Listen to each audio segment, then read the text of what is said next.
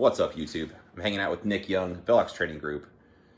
Class day. The casting couch. Oh, there you go. Class starts tomorrow, but today's the day for answering questions. Put out a feeler on Instagram and got a handful of responses so far. I'm sure I'll have more to do more videos later. The first question is, could you do a video on SBRs? I don't know how much experience you have with them, but I'd like to learn more. Well, we happen to have somebody that has SBRs. Couple. I don't have any. Full disclosure, I'm lazy. I don't like the rules that are involved with SBRs as far as you're supposed to fill out travel paperwork and stuff. I very much like the fact that I have 14.5 pin and weld guns or 16-inch guns with removable muzzle devices if I want them to be. So if I want to put them in my car and go somewhere, I just do that and I don't have to file paperwork. With the SBR stuff, you're supposed to file paperwork to the BATF for the address where you're supposed to travel them to. I don't know if people do or don't. I just don't think I would excel in the prison system, so it's just one less thing to mess with. Yeah, I wouldn't either. So that's why I just do 14.5 pin and weld. It's a legal rifle, and I don't have to fill out paperwork. Anyway, Nick has some actual SBRs. So, what do people need to know? So I think it's why would you need an SBR? Because like you said, and I fully agree, a 14 and a half inch pin and weld gun can do pretty much everything that the majority of people want to do it in. So I think where SBRs excel or short barrel rifles excel are going to be adding a suppressor onto it. This 11 and a half inch gun is a solid example of that. So 11 and a half inch gun with a full size silencer code Velos on it. It's not that long of a package. It's about the size of a 16-inch gun. Pretty much. And then if you put this can on a 14 and a half inch gun, it's well, now I look like Mel Gibson in The Patriot with a freaking, That's a good analogy. Flintlock gun running through the woods. It's just super long. That's what she said. And I bet you don't hear that often. But the other part is with having the can out front, that's a bunch of weight on the muzzle end of it. Yes, it makes it unwieldy. It does, especially for target transitions. Mm-hmm. It's a pain on a 16-inch gun. Yeah, so 11 and a half. So this one is 11 and a half inch. This is a Hodge Mod 2 11 and a half inch gun. This one has the pinch lock on it. And the silencer code Velos 556. This one is a Hodge Mod 1. This is the 12 and a half inch Hodge with a Surefire RC3 on it. Good choice. So, again, 12 and a half inch gun, full size can. You can see how it's not that. Here, we'll have you hold it since you're a little bit more in frame.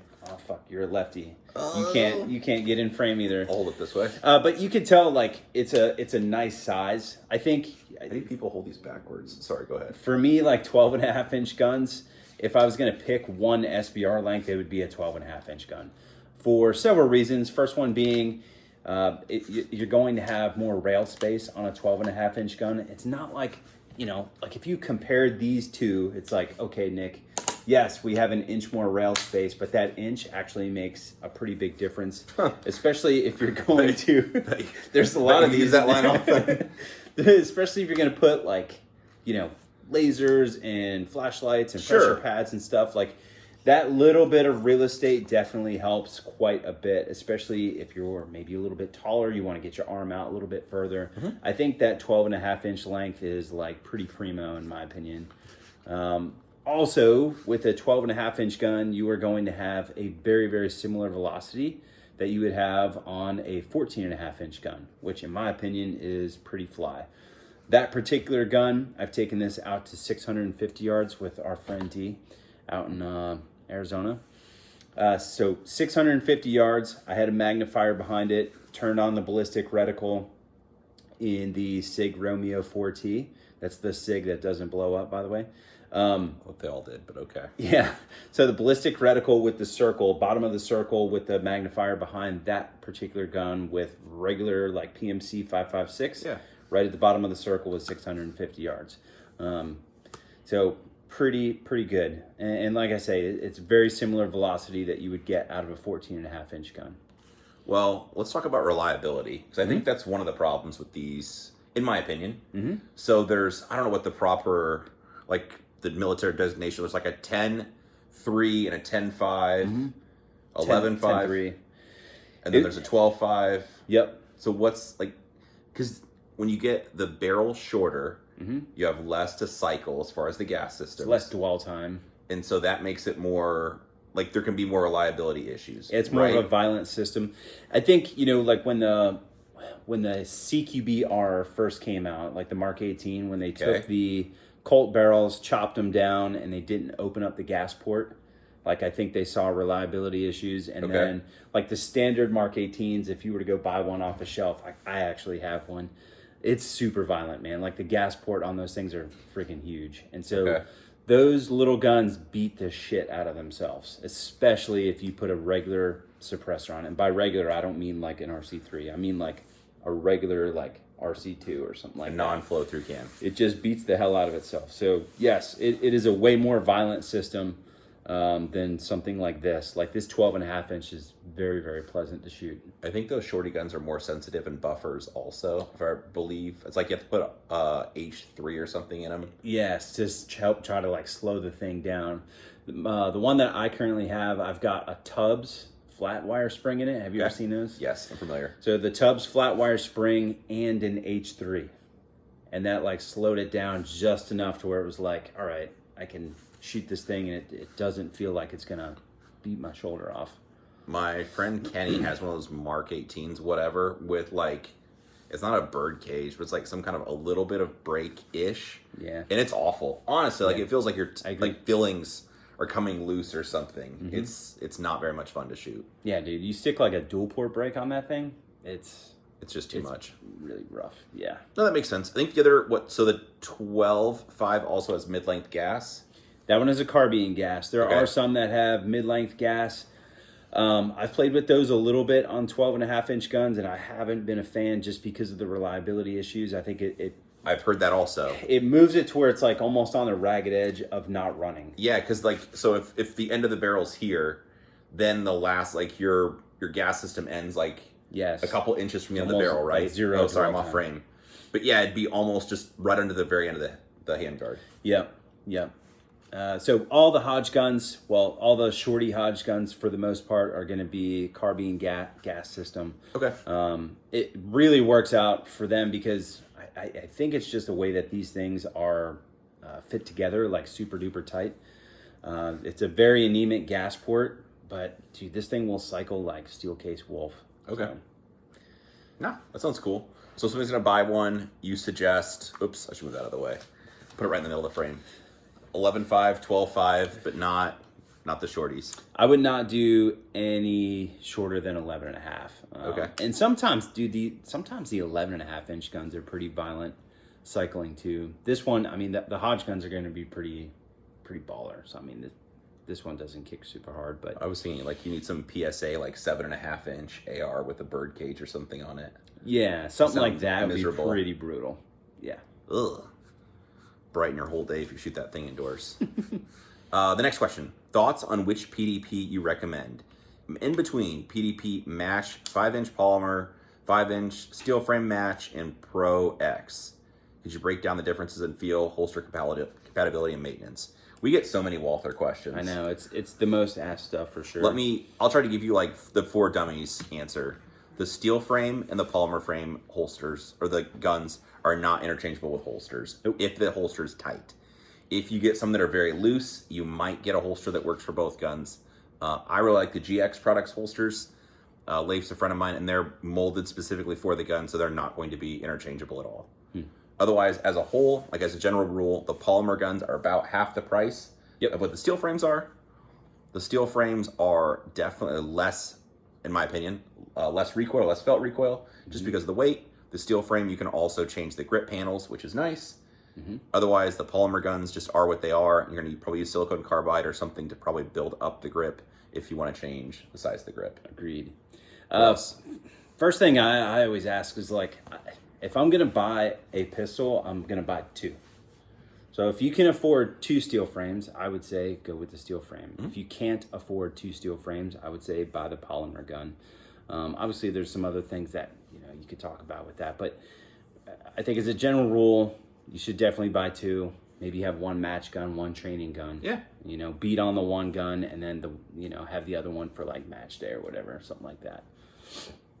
I agree. As far as the comped guns, the Pro X, which would be the Parker Mountain Machine factory offering from Walther, so it's a single port comp as polymer frame. Mm-hmm. Those are pretty fly. Who are they for? I think they are for whoever wants to run a super fun comped gun. They are very fun, right? Like, mine came with a magwell on it. I'm like, dude, this thing, I'm gonna set some fucking PRs with this thing. Like, it's pretty cool. The full send trigger comes in it. It is not for the person who wants to go shoot USPSA. I was just getting ready to say that. It's so for people not familiar, for USPSA, since it has the compensator on it, it's USPSA is not, it's not the place for it. You'd end up shooting open division. Yep. So it'd be like where anything goes, and with the 9mm caliber, you're at a scoring disadvantage. So it's not made for USPSA. But for a fun gun to shoot, or I think some of the 3-gun stuff, it just depends what you want to do with it. If you just want a fun gun to go play with, they're a lot of fun. For sure. Yeah, and if you just want to go out and train, if training is your jam, screw it. I would say that would be a good one for that too. There you go. Or like my friend Kyle has both polyguns, a regular 5-inch polygun, and then one of the Pro X. Mm-hmm. So they're kind of backwards compatible because you can swap the slides between them. They fit in the same holsters. Yep. So it's kind of like you could do that route also. Yeah, that's cool. As opposed to having one of each of those compared to a steel frame. Yeah. Anyway, it kind of just depends on what you want to do with it. As far as maintenance goes on either one, honestly, there really isn't any. No, I don't do anything. So. I broke a couple tips off the little striker, the little firing pin early on. I think there was maybe a bad batch or something. Mm-hmm. Because it's not like a couple people did around that time, but then afterwards, I haven't broke anything else. Mm-hmm. Otherwise, recoil springs, which isn't an even Walther part, I'll replace once in a while, and that's about it. Yeah. One interesting part, normally for gamer people be familiar, like the CZ Shadow 2s, if those guns jam, you have to take the extractor out and clean behind it, which if you're familiar with the optic ready guns, you have to take off your optics plate. Yep. Then you take a punch out, then you take the extractor out and the extractor spring and clean behind it. I've never taken out a single Walther extractor for any of my guns as long as I've ever owned them. Me neither. And it just started as a test to see when I would have problems, and I haven't, so I don't. No, I have taken out the striker. I haven't done that. So I pop out the striker because sometimes carbon will get in the striker channel and slow the striker down. At least I feel like that's what's happening. And then you'll get light strikes. I've had this happen on several of them. So when that starts happening, I just pop out the striker and then spray it with that gun scrubber stuff and then wipe it down or hit it with like a brush or something and throw it back in there. Okay. Yeah. Otherwise, the guns are pretty much good to go. I don't have issues with them. All the maintenance I do to it. That and dump lube on it, and that's pretty much it. I'm still a big fan of having a backup because I think overall it's a good idea. Yep. But I have yet to really... And people ask me what spare parts they should have. I'm like, I don't know what your spare parts kit should have, so really don't break anything. But no. I mean, if you could find springs for them... Sure. I think like ZR Tactical has springs, if I'm not mistaken. Springco?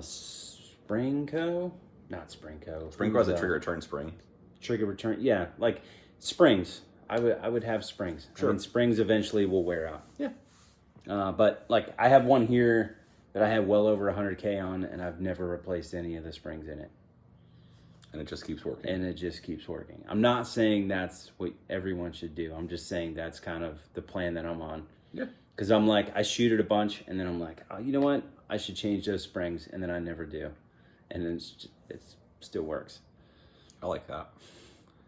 Next question. A friend of ours asked, why don't you do jujitsu in addition to shooting? Why don't you do jujitsu or any kind of combatives? Real reason, I don't want to hurt my hands. I like fly around the country teaching shooting stuff, and if I get hurt, especially my hands, I feel like that would be really bad. Plus, like, I already know I can kick Lane Grease's ass. Like, I'll throw him in, like, one of these where I, like, hike my leg up and choke his neck and stuff. Right. I'm pretty sure I could do that. So, I'm set. Nah, for me, it's just an occupational hazard. Same thing. I don't need to get beat up anyway. Obviously, I'm a middle-aged computer nerd. I'm not trying to throw down or, like, the other reason, if I was going to work out, like, I have gone to the gym before in my life, I never did anything heavy. Because I don't need to pull something or get hurt. So if I'm going, I could do like more repetitions of a lighter weight. That'd be fine if you want to. Cardio would be fine, but I don't want to go get hurt trying to box something. The other thing is, I'll just be real. In a class, if you're mixed with like students sparring or whatever, people get very enthusiastic and they want to bang when they get there. And I don't want a student that's like super amped up that wants to really spar and fight end up hurting me. So if I'm going to fight, it would be, my friend Lane asked this question. I would want to train with the instructor because Lane and I both know he's not going to hurt you. Lane can rip my head off. We both know that. So he would be good about sparring with me and teaching me, but not in a way that he would show me that he could beat me up or hurting me. Yeah. Because I've seen from less credible instructors or when students just, they really want to go to town and people end up getting hurt. So yeah, I mean, I see the value in this stuff. 100%. Sure. I wrestled in high school. It was a very long time ago. I'm 41, so I wrestled back then, and I can remember being like decent at it. Sure. And just being decent at it was like good enough to fend off any sort of turd that wanted to, be stupid. I just keep my cell phone handy. I figure I'll call 911 if anything happens. Then I don't have to know jujitsu. After you skin your Glock 43. Do the confirmed or denied. No, I'll just take the old MP fizzle. Whatever. Anyway, last question. It's probably a telemarketer. The last question is, which guns fail in class? Oh, this is an easy one for me. It's definitely going to be the Frankenstein Mark 18s, or not Mark 18s, AR-15s. Okay. Any of the Franken guns, especially like if it's some like Wazoo caliber, 7.62 by 39 AR-15s. I've had a couple of those in classes. I've never seen one make it through the entire class. Never. It's always like a bolt breaks or something like that. The Franken guns, shit will just come loose, like the rail coming loose. It's just like, I don't know. I think it's not saying that, you can't put together a decent Franken gun. You can for sure. However, I mean, if you can afford it, like I would just go to, like a off-the-shelf gun, like built by someone who builds guns. I agree. The only thing I would add to that is I normally don't see guns break that much as opposed to red dots coming loose or stuff that's not Loctited or mounting correctly. So I see red dots come loose far more often than I see pistols break. Yes. So which it's not really a good solution in the moment, but having like a torque wrench or a Loctite with you or something would not be bad. But obviously if your stuff comes loose when you're in the middle of the class, like the Loctite needs to set anyway. But anyway, I see that fail more than guns actually break. Yeah. I mean, you bring up a good point. Loctite and freaking fix-it sticks, man. Like they are a very inexpensive thing that pretty much every gun dude needs. Like torque it at the manufacturer's, torque specification, and it's like throw some Loctite on it and you'll be good to go. Yeah. I see that quite often too. I like dots it. coming loose. So Cool. All right. Well, I think it's dinner time for us. it is. All right. Well, hopefully that was helpful in answering your questions. We'll have more questions to answer. If you guys have anything else you want us to talk about or questions, drop it below in the comments. I'll make Nick answer it because I'll probably be busy playing video games or doing something else. Thanks for watching.